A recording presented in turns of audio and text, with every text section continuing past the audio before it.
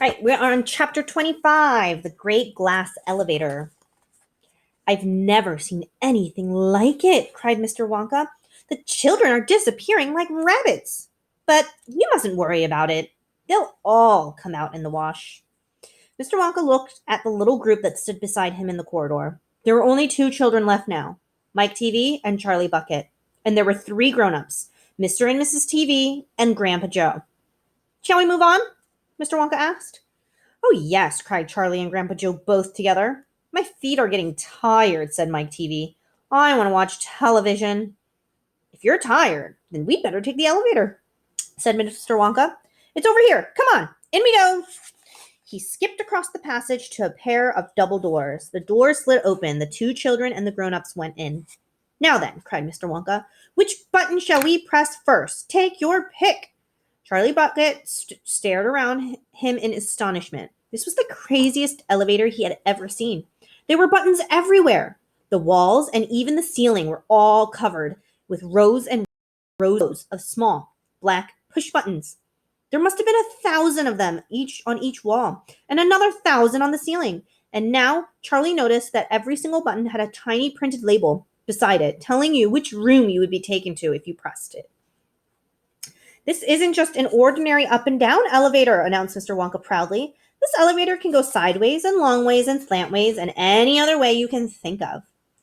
It can visit any single room in the whole factory, no matter where it is. You simply press the button and zing, you're off.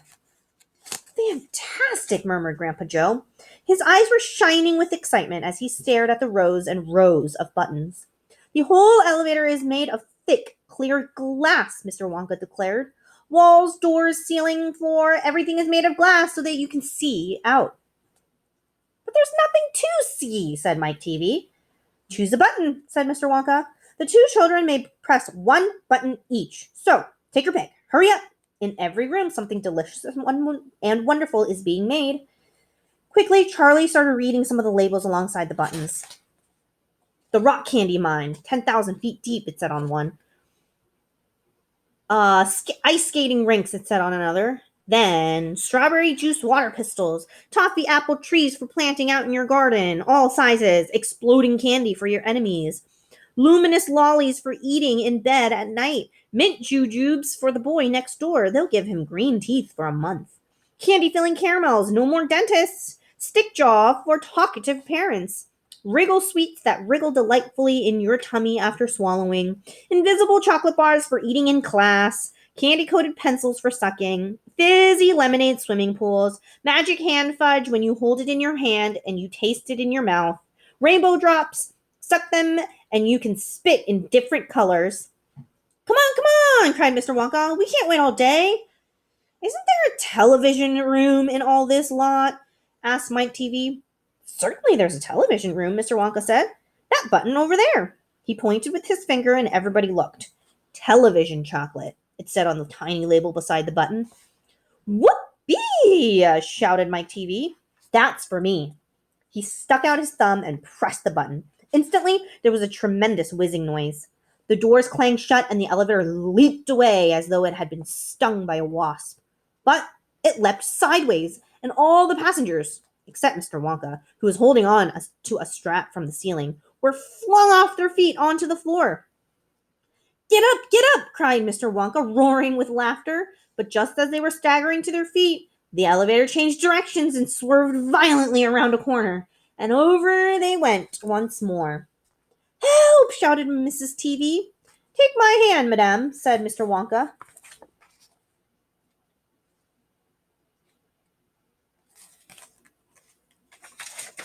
There you are. Now grab this strap. Everybody grab a strap. The journey's not over yet. Old Grandpa Joe staggered to his feet and caught hold of a strap. Little Charlie, who couldn't possibly reach as high, put his arms around Grandpa Joe's legs and hung on tight. The elevator rushed on at the speed of a rocket. Now it was beginning to climb. It was shooting up and up and up and up a steep, slanty course, as if they were climbing a very steep hill. Then suddenly, as though it had come to the top of the hill and gone over, it dropped like a stone, and Charlie felt his tummy coming right up into his throat, and Grandpa Joe shouted, Yippee! Here we go! And Mrs. TV cried out, The rope has hush! And Mr. Wonka said, calm yourself, my dear lady, and patted her comfortingly on the arm. And then Grandpa Joe looked down at Charlie, who was clinging to his legs, and he said, are you all right, Charlie? Charlie shouted, I love it! It's like being on a roller coaster. And through the glass walls of the elevator as it rushed along, they caught sudden glimpses of strange and wonderful things going on in some of the other rooms.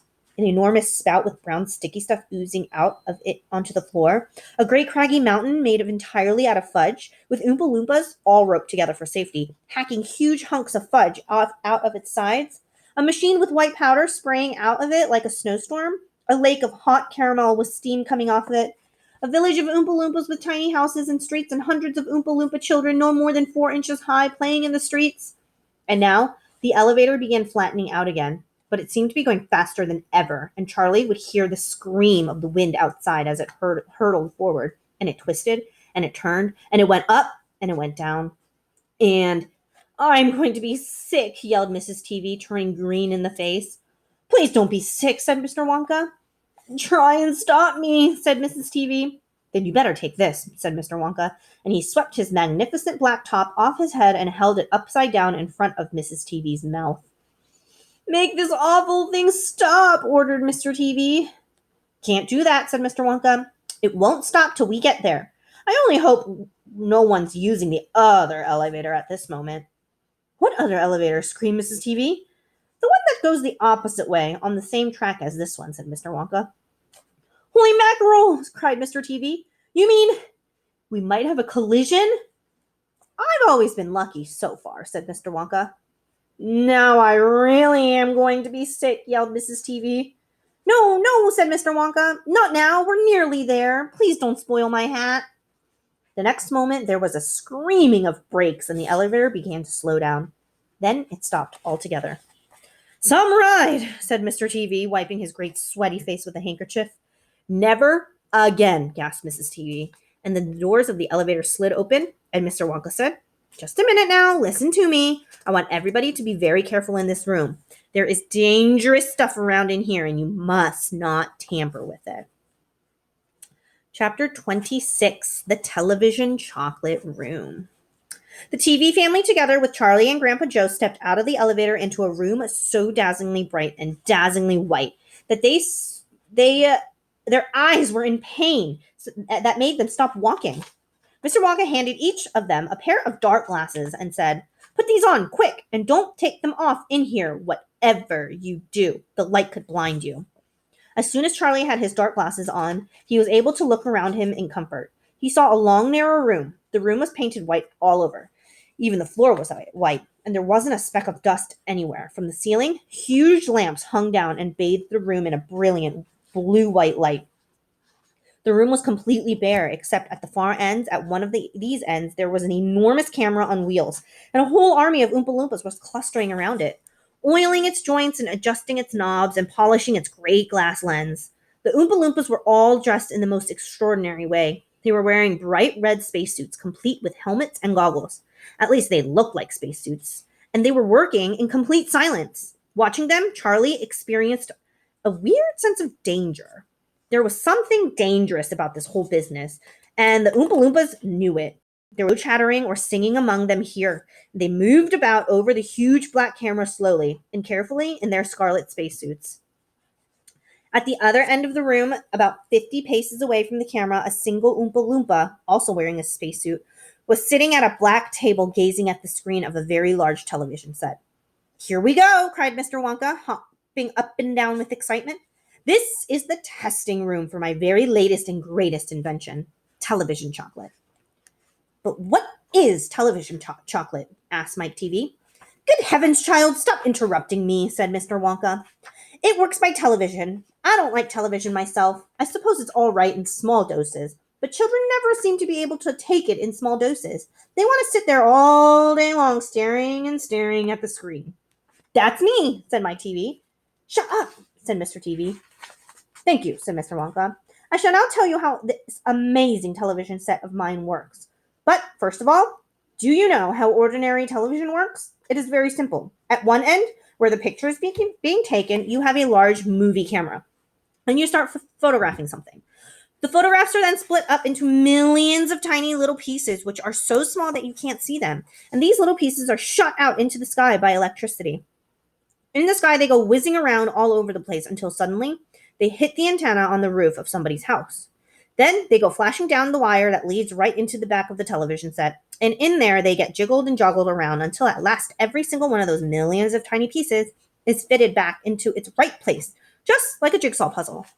And presto, the photograph appears on the screen. That isn't exactly how it works, Mike TV said.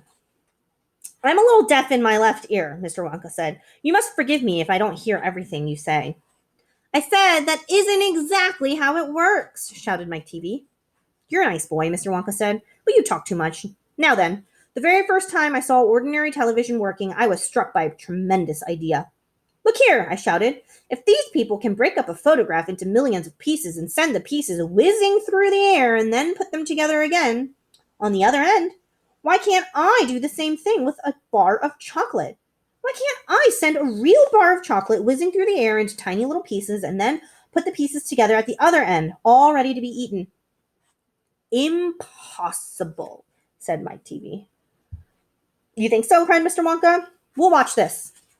I shall now send a bar of my very best chocolate from one end of this room to the other, by television. Get ready. Bring in the chocolate! Immediately, 6 Oompa Loompas marched forward, carrying on their shoulders the most enormous bar of chocolate Charlie had ever seen. It was about the size of the mattress he slept on at home.